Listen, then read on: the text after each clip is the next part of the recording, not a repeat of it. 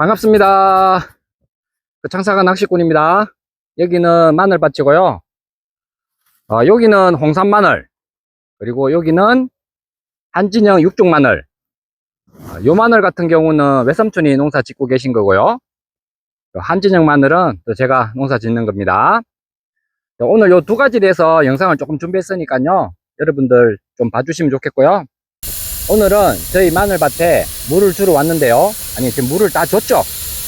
왜 물을 줬냐면요, 저희 지역에 계속 가뭄이 되고 있습니다. 그리고 앞으로도 일기예보 봐도 비 온다는 소식이 없어서 지금 마늘이 비대기, 그런 시기가 되었는데, 이 밭 같은 경우는 수도 시설이 없습니다. 그래서 용기에 약치는데 물을 담아 와가지고 분무기로 해서 물을 완전히 흠뻑 주었습니다.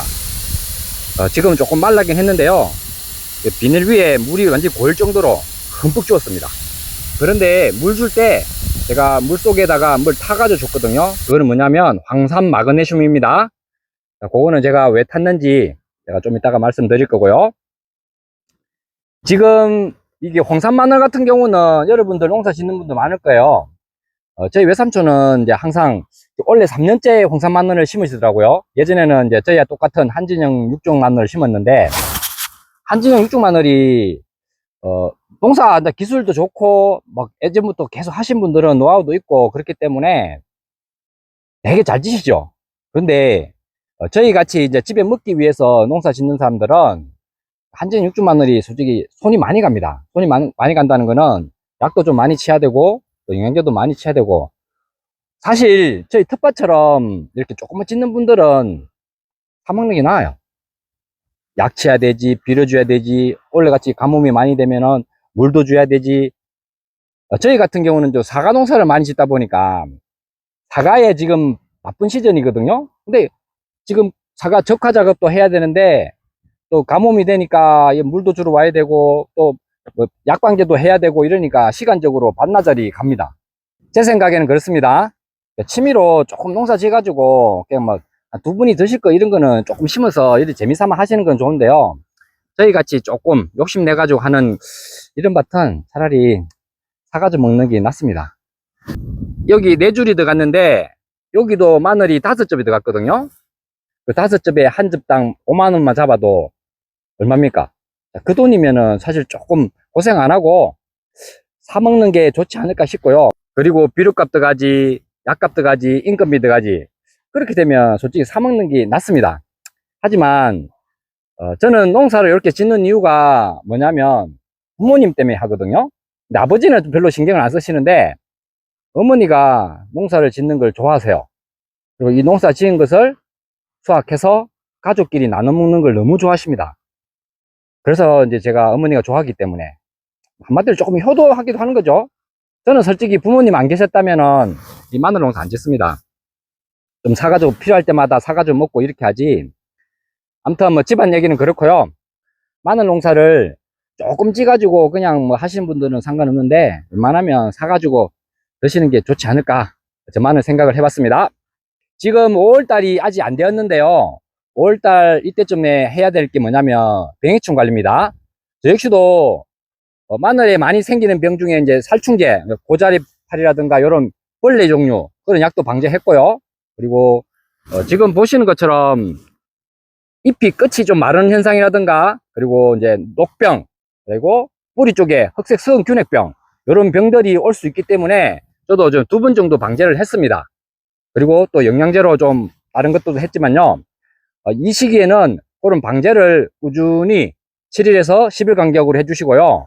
만약에 좀 여러분들이 농사 짓는 그런 마늘이 좀 약하다 그러면은 이제 한 5일 간격으로도 해서 병이 안 들도록 하는 게 제일 중요한 것 같습니다. 병은 왔을 때 치료하는 거는요, 복원이 잘 안 됩니다. 그래서 미리미리 해주시는 게 좋고요. 저희 마늘 같은 경우 아까 전에 황산 마그네슘을 한 이유가 뭐냐면요, 저도 한 2번 정도 지금 오늘 했거든요. 그걸 왜 했냐면요, 잎을 봤을 때 잎이 좀 진한 녹색, 두껍고 이렇게 해야 되는데요, 제가 판단했을 때는 저희 마늘은 좀 그렇지 않아요. 저희 동네 같은 경우도 마늘 농사 짓는 집이 한 2-3집 되는데 같은 마늘 품종이고 또 그 집에서 사온 마늘 종자이기 때문에 비교를 했을 경우에 저희 마늘이 조금 잎이 좀 연하다 하나 그래서 좀 잎을 좀 두껍게 하기 위해서 황산 마그네슘 그걸 오늘 물에 타가지고 물도 주면서 좀 잎을 좀 두껍게 하기 위해서 그렇게 이제 마그네슘을 넣어 주었습니다. 황은 여러분들 아시다시피 마늘에 필요한 맛하고 향 이런 걸 주는 그런 성분이 들어 있습니다. 그래서 황산 마그네슘을 물에 타가지고 연면 시비로 하면서 물도 주었습니다. 마그네슘이 들어가게 되면 마늘 잎이 두꺼워집니다. 이게 두꺼워지면은 어떤 게 좋을까요? 네, 그렇죠. 병에 걸릴 확률을 줄일 수 있는 거예요. 제가 좀 사과에 대해서 조금 말씀을 드릴게요. 장마철에 비가 많이 내립니다. 근데 사과나무에 이제 빗물이라든지 갑자기 많이 뿌리 쪽으로 흡수되면요, 잎이 어떻게 되냐면 엽소 현상이 발생해요. 갑자기 물이 많이 들어가가지고 엽소 현상이 발생하거든요. 그럴 때 그걸 방지하기 위해서 저희들은 어떻게 하냐면 미리 연면 시비로 잎에다가 마그네슘을 연면 시비 해줍니다. 자, 그러면 잎이 두꺼워지겠죠? 두꺼워지고 건강해지겠죠? 건강해지니까 비가 많이 내리더라도 그런 엽소 현상을 방지해 줍니다. 그래서 저희 사과는 항상 장마 오기 전에 질산 마그네슘을 먼저 연면 시비를 해주고요. 장마가 끝나고 나면 황산 마그네슘을 또 뿌려줍니다. 네, 그렇게 하면은 그런 엽소 현상이라든가 나중에 잎에 보면은 응애 같은 이런 벌레들도 올 수 있거든요. 네, 그런 걸 예방해 주기 때문에 황산 마그네슘이라든지 이런 질산 마그네슘이라든가 이런 것들을 항상 나무에 미리 예방 차원 해주고, 그래서 마늘도 저는 가만히 생각해 보니까 다 똑같은 것 같아요. 보시는 것처럼 좀 약간 연녹색을 띠고 있거든요. 진한 그런 녹색을 띠는 게 건강하다고 생각이 되는데요. 제 판단은 그래요. 제 판단에는 잎이 좀 진한 녹색이 아니라고 판단했기 때문에 황산 마그네슘을 넣어 가지고 오늘 물하고 같이 흠뻑 완전히 흠뻑 주었습니다. 전 어르신들이 하시는 말씀이 다 맞는 것 같아요. 농사는 하늘이 주는 거라고. 작년 같은 경우는 여러분들 어땠습니까? 마늘 농사 짓는 분들 진짜 힘들었죠. 비가 너무 많이 내려서 나중에는 마늘이 2차 성장을 해서 벌마늘이 많이 생겼잖아요. 저희도 똑같았습니다. 여기 이 자리 마늘 심었던 저희 거, 그리고 여기 지금 보시는 것도 마찬가지로 홍산마늘 작년에 심었는데 외삼촌 것도 마찬가지로 싹이 올라와 가지고 2차 성장해서 막 벌마늘이 많았습니다. 그런 현상이 이제 생기는 게 뭐냐면 우리가 농민들이 하는 건 아니잖아요. 하늘이 주는 거예요, 하늘이. 옛날 어른들이 하시는 말씀이 다 맞는 것 같습니다. 4월 한 중순쯤 돼서 저희 지역에 눈이 좀 많이 내렸습니다. 그 이후로 아침 저녁으로 춥고 좀 낮에는 좀 덥고 이런 현상들이 계속 하다 보니까 마늘이 좀 냉해를 좀 입었었어요. 그래서 제가 막 부랴부랴 아미노산도 주고 했지만 그때는 이미 이제 냉해가 왔기 때문에 뭐 어쩔 수 없더라고요. 마늘이 잘 성장할 수 있도록 제가 또 아미노산도 넣어주고 이렇게 했는데 잘 안 되더라고요. 그리고 잎도 아까 말씀드린 대로 잎 상태도 조금 옅은 녹색이기 때문에 잎이 좀 마르기도 하고 그런 증상들이 있는 것 같습니다. 마늘을 이렇게 좀 키우고 있고요. 가뭄이 될 때 여러분들도 물이라든가 또 뭐 저희 같이 마늘이 잎이 좀 얇다 그런 현상이 있으면 마그네슘이라든가 이런 걸 넣어서 뭐 물 주듯이 주도 되고 아니면 연면식을 해서 주는 건 좋을 것 같아서 오늘 영상을 준비했습니다. 그리고 제가 아까 말씀드린 저 외삼촌 홍산 마늘, 그리고 여기는 한진의 육종 마늘인데요. 여러분들이 마늘 농사만 지면 된다 하시는 분들은 저희 같이 한진의 육종 마늘을 심지 마시고요. 여기 홍산 마늘 저거 심으세요. 저게 뭐냐면 농사 짓기가 진짜 편합니다. 저희는 이제 바로 옆에 이제 있다 보니까 외삼촌 농사 짓는 걸 계속 보거든요. 저는 거짓말 안 합니다. 진짜입니다. 외삼촌 이 마늘, 홍산 마늘 심고 나서 추비 딱 한 번 했어요. 그리고 나서는 추비를 한 번도 안 했어요. 근데 아까 제가 말씀드렸죠? 가뭄이 되었을 때 이제 저희 마늘 물 주면서 외삼촌 것도 이제 물을, 외삼촌이니까 물도 같이 주었고요. 그리고 제가 약방제 했잖아요. 살충제, 살균제 할 때 그때 같이 한번 예방 차원으로 한 번 더 줬습니다. 그리고 나서는 외삼촌은 절대 안 합니다. 아니, 제가 약을 줬기 때문에 안 하는 게 아니고 외삼촌은 약 안 칩니다. 그래도 마늘, 홍산 마늘은 농사 짓기가 편하고요. 근데 이제 홍산 마늘 농사 짓는 분들이 이제 병이 오는 게 뭐냐면 나중에 녹병이 오거든요.